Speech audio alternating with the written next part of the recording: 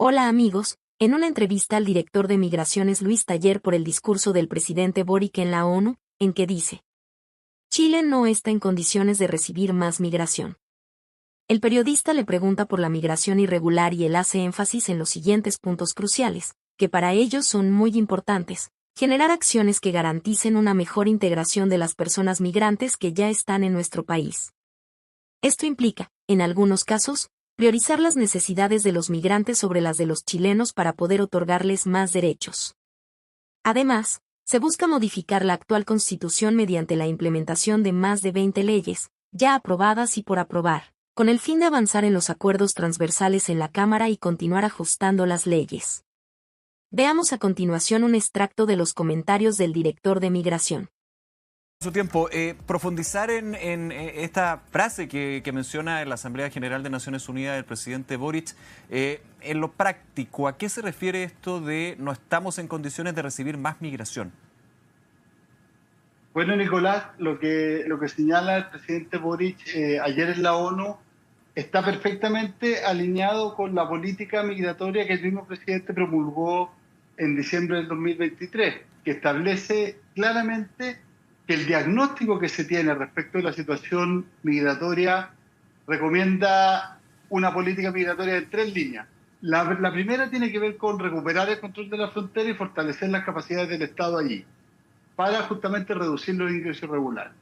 Lo segundo tiene que ver con no crear, y esto es muy importante, no crear nuevos incentivos, llamados o, llamados general a nuevos flujos migratorios en nuestro país. Esto sobre la base del diagnóstico justamente de que venimos de una situación compleja de hace varios años con alto ingreso regular que se ha ido acumulando y con problemas de integración. Y aquí lo tercero, ¿ya? La política también establece que se deben generar acciones para garantizar una mejor integración de las personas migrantes que ya residen en nuestro país, para evitar los conflictos y fortalecer también la cohesión social con las comunidades nacionales. Puede ser medio de perogrullo esto, pero pertinente preguntarlo para dejarlo súper claro. Cuando habla de migración el presidente, ¿se refiere a migración irregular o a migración también de otra forma? Ambas, Nicolás. Evidentemente que hay situaciones particulares asociadas a la reunificación familiar, situaciones humanitarias, situaciones puntuales, Ya. donde evidentemente que por vías regulares, evidentemente que el país las recibe. Pero en el fondo es una señal clara que está justamente fundamental en la política nacional de inmigración, la que establece el presidente. Entonces, lo que busca es establecer claramente que el país no está exactamente en condiciones para grandes flujos masivos, para nuevas, para que se abran las puertas o para hacer nuevos llamados como los que se han hecho también en el pasado. Y es muy importante, sobre todo, dada la situación que está viviendo la región hoy día. Ya, aquí, pero se descarta de plano, digamos, lo que algún minuto alguien podría llegar a pensar que es cierre de frontera en un aspecto bastante más extremo, digamos, de la frase misma.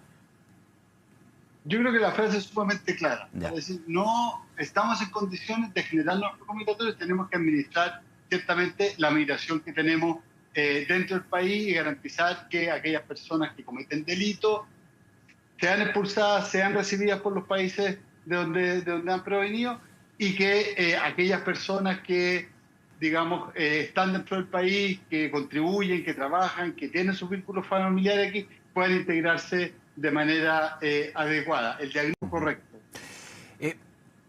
Director, ¿qué pasa con aquellas personas que actualmente están en situación migratoria irregular, que entraron irregularmente a Chile, hace la denuncia, hay un proceso también que se genera y nos ha tocado conversar en algunas ocasiones en términos de los tiempos, los plazos, de la información, de algunas veces la falta de información? Eso también se ha podido ir subsanando y eso desde un punto de vista bien práctico, lo que tiene que ver este tema, que es saber quién está en Chile, identificar a esa persona. Sí, Nicolás, ahí hay dos medidas sumamente importantes que se han tomado en los últimos años y que han tenido también resultados. La primera es respecto de aquellas personas que tenían una solicitud en trámite, que no la habían logrado concluir y que tenían un retraso en la respuesta. Sí. de varios meses o incluso años, ¿ya? Implementamos el plan rezago y eso nos va a permitir en las próximas semanas o próximo mes terminar con el 100% de las solicitudes que estaban acumuladas, que eran en torno a las 600.000, que estaban atrasadas de años anteriores, ¿ya? Y eso nos va a permitir avanzar significativamente en la normalización de este servicio y la respuesta oportuna que estamos dando a nuestros usuarios. De ese número, por el tema del tiempo, plazos, y ahí no tengo la información, pero hay algunas, o un número importante que caducaron en términos de la solicitud, es decir, que la solicitud no se puede seguir por ABC del término del proceso, digamos. O sea, las solicitudes que están en trámite, ¿sí?, y que están pendientes de resolución, evidentemente que esas solicitudes hay que concluirlas, están dentro y lo que hemos estado haciendo es agilizar con más dotación. Nosotros firmamos un convenio con el gobierno regional metropolitano, por ejemplo, para tener más capacidad para resolver ese rezago histórico, y en virtud de nuestro trabajo y de ese tipo de medidas lo estamos consiguiendo para normalizar el servicio.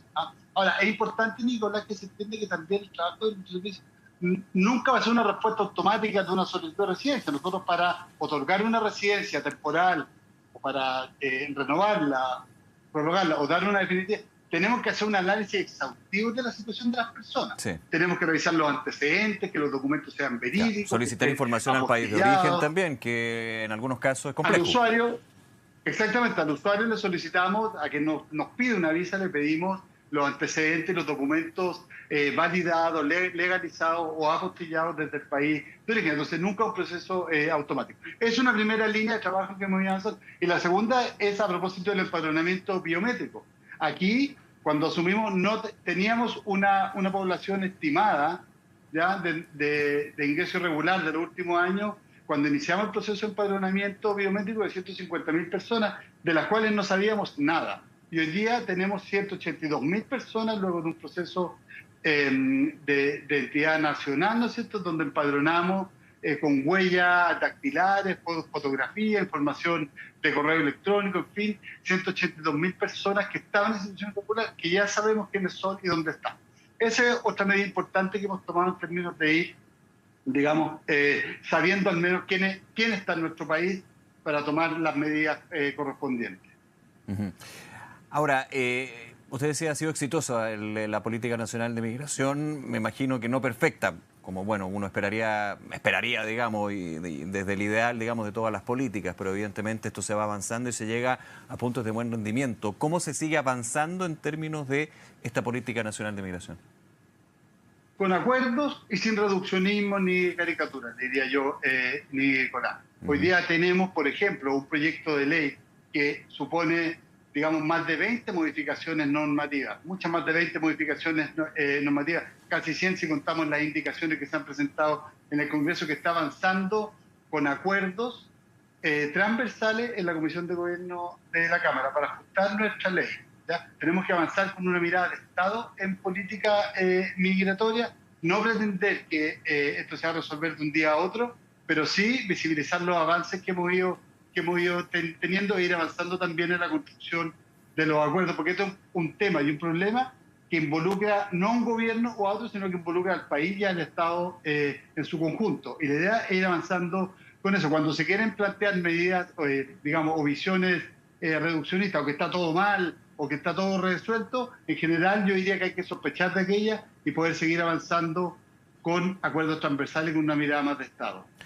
Queridos amigos, es fundamental que permanezcamos vigilantes ante las leyes que promulga la clase política, muchas veces influenciada por intereses particulares y oportunistas. Estas normativas pueden tener un impacto significativo en nuestras vidas y en la sociedad en general, por lo que es nuestro deber informarnos y participar activamente en el debate público. Si te ha gustado mi video, te agradecería mucho que me regalaras un like, lo compartas con tus amigos y dejes tu opinión en los comentarios.